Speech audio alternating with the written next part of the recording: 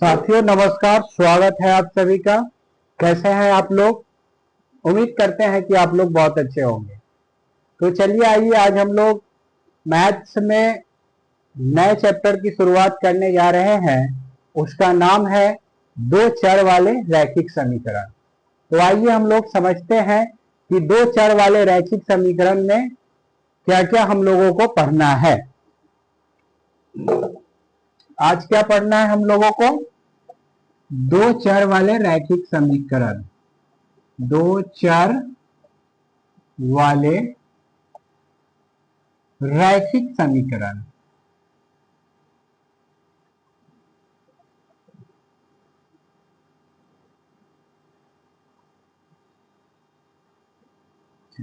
सबसे पहले इसमें चर को हम लोग समझ लेते हैं कि चर मान किसको कहते हैं, चर होता क्या है। तो आपसे बता दे कि चर वैसे मान को कहते हैं जिसका वैल्यू निश्चित नहीं होता है। क्या होता है? जिसका वैल्यू निश्चित नहीं होता है, यानी जिसका मान निश्चित नहीं होता है। क्या होता है? निश्चित नहीं होता है, यानी अनिश्चित होता है। निश्चित नहीं होता है कहने का क्या मतलब हुआ कि अनिश्चित होता है। किसी क्वेश्चंस में x का वैल्यू 10 होगा तो किसी क्वेश्चंस में उसी x का वैल्यू 50 होगा, किसी क्वेश्चंस में उसी x का वैल्यू 100 होगा। तो इसलिए कहा गया है कि चर मान जो होगा उसका वैल्यू को क्या होगा? निश्चित नहीं होगा। यानी उसका वैल्यू निश्चित नहीं होने का मतलब है कि फिक्स नहीं होगा। तो ये चर वैल्यू आप लोग समझ गए। उसके बाद है रैखिक। तो रैखिक का क्या मतलब होता है? यानी रैखिक का मतलब होता है, रैखिक का मतलब एक होता है। ठीक है, क्या होता है? रैखिक का मतलब एक होता है। यानी जैसे हम लोग कोई इक्वेशन लिखेंगे 2x plus 3y equal to 10, ये एक समीकरण है। क्या है? एक समीकरण है। तो इस समीकरण में देखिए कि यहाँ पावर कुछ नहीं है तो 1 है, यहाँ पावर कुछ नहीं है तो 1 है। यही पावर क्या कहलाता है?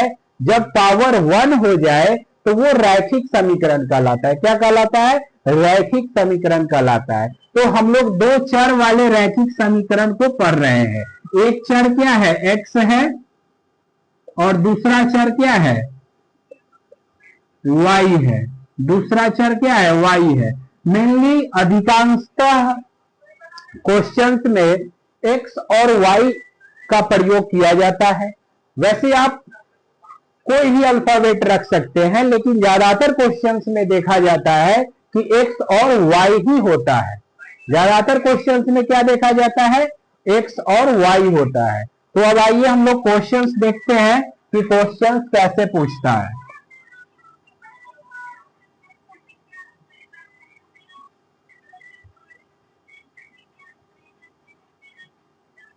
अब क्वेश्चंस कैसे पूछेगा तो देखिए, ये एक इक्वेशन से लिखा हुआ है। अब बताइए कि इस इक्वेशन को सॉल्व करके आप लोग x और y का वैल्यू निकाल सकते हैं। इस इक्वेशन को सॉल्व करके क्या आप लोग x और y का वैल्यू निकाल सकते हैं? तो नहीं निकाल सकते हैं। इसलिए नहीं निकाल सकते हैं कि साथियों इसमें दो चर मान है।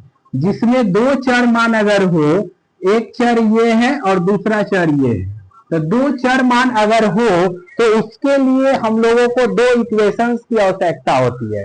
क्या होती है?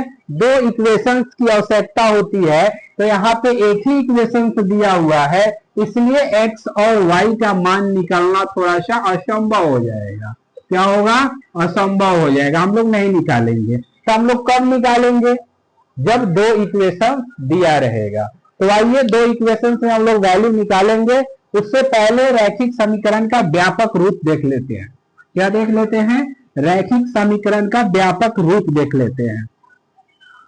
अब रैखिक समीकरण का व्यापक रूप क्या होता है? a1x plus b1y equal to c1, ये इक्वेशन 1 है। a2x plus b2y equal to c2, ये इक्वेशन 2 है। ये रैखिक समीकरण का क्या होता है? व्यापक रूप होता है। रैखिक समीकरण का व्यापक रूप होता है। क्या होता है? रैखिक समीकरण का व्यापक रूप होता है। व्यापक रूप कभी कभी क्वेश्चंस में ऑब्जेक्टिव में पूछ लिया जाता है कि निम्नलिखित में रैखिक समीकरण का व्यापक रूप कौन है? तो रैखिक समीकरण के व्यापक रूप कौन है? A X plus B one Y is equal to C one, A two X plus B two Y is equal to C two. ये रैखिक समीकरण के व्यापक रूप है। अब इस पे क्वेश्चंस कैसे पूछेगा कि मान लो अगर ये कोई इक्वेशन है 8x plus 10y is equal to 20, 9x plus 11y is equal to 13।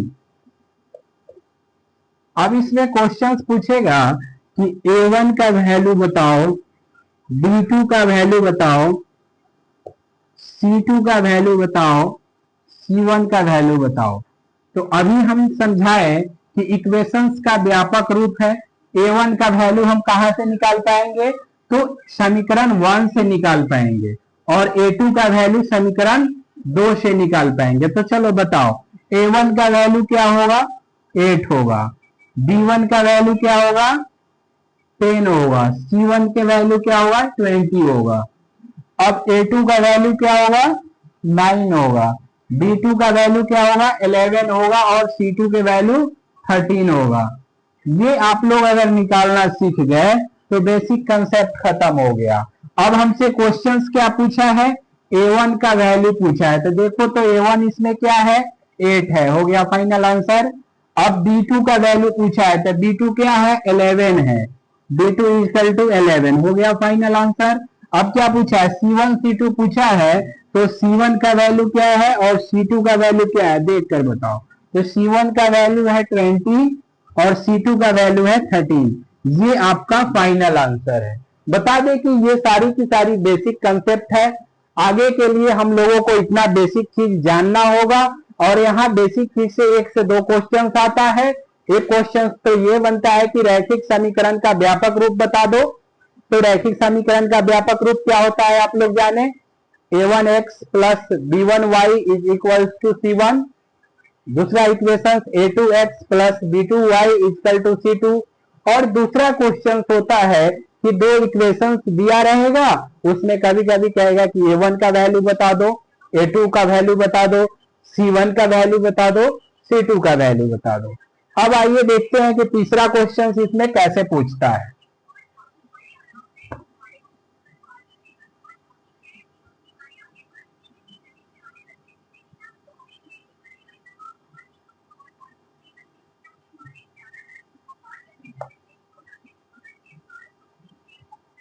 फिर से हम लोग दो इक्वेशंस लिखेंगे, 9x plus 11y equal to 12।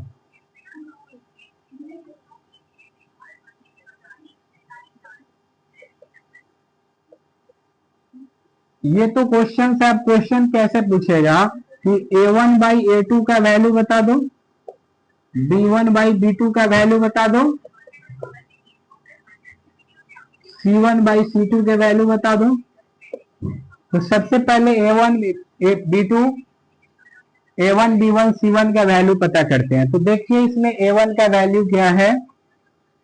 9, b1 का वैल्यू है 11 और c1 का वैल्यू है 12। a2 का वैल्यू है 10, b2 का वैल्यू है 12 और c2 का वैल्यू है 13। जब ये वैल्यू आप लोगों ने फाइंड कर लिया, तो अब इसमें वैल्यू पुट कर दीजिए। a1 बाई a2 इसका वैल्यू चाहिए मुझे। तो a1 का वैल्यू है 9 और a2 कितना है? 12 है। तो ये आपका फाइनल आंसर हो गया। इसी को आप कटा के भी लिख सकते हैं, 3 3 जा 9 और 3 4 जा 12, यानी 3/4। दूसरा वैल्यू क्या है? b1 by b2। तो b1 बाई b2 का क्या वैल्यू है? 11/12। ये कटने वाला नहीं है, 11/12 ही होगा। तीसरा वैल्यू है c1 बाई c2। तो C1/C2 का वैल्यू कितना है, C1 का वैल्यू 12 और C2 का वैल्यू 13, 12/13, ये भी नहीं कटेगा, तो ये फाइनल आंसर हो गया, ये फाइनल आंसर हो गया। इस तरह से क्वेश्चंस फाइनल एग्जाम में पूछ लिए जाते हैं। अब ये तो साथियों बेसिक कंसेप्ट था, अब इसके अलावा भी इसमें और सारे कंसेप्ट हैं जो हम लोग नेक्स्ट क्लास में पढ़ेंगे, नेक्स्ट सेशन में पढ़ेंगे। ये बेसिक कंसेप्ट सीखना जरूरी है ताकि इसके आगे के बातों को अच्छे से समझ पाए, और टॉपिक कोई भी हो ऐसे समझना चाहिए कि फिर दोबारा समझने की जरूरत ना हो। इसलिए आप लोग बहुत अच्छे से बेसिक को प्रैक्टिस करेंगे और फिर हम लोग नेक्स्ट सेशन में इससे आगे लेकर के आएंगे, और इससे आगे जो बोर्ड में क्वेश्चन पूछे जाते हैं या इससे आगे जो भी अच्छे अच्छे कंसेप्ट है वो सभी को हम लोग पढ़ेंगे। लेकिन उससे पहले हम लोगों ने बेसिक जाना, और बेसिक को आप लोग अच्छे से प्रैक्टिस करके आइए, फिर हम लोग नेक्स्ट सेशन में मिलते हैं। आज के लिए इतना ही। जय हिंद।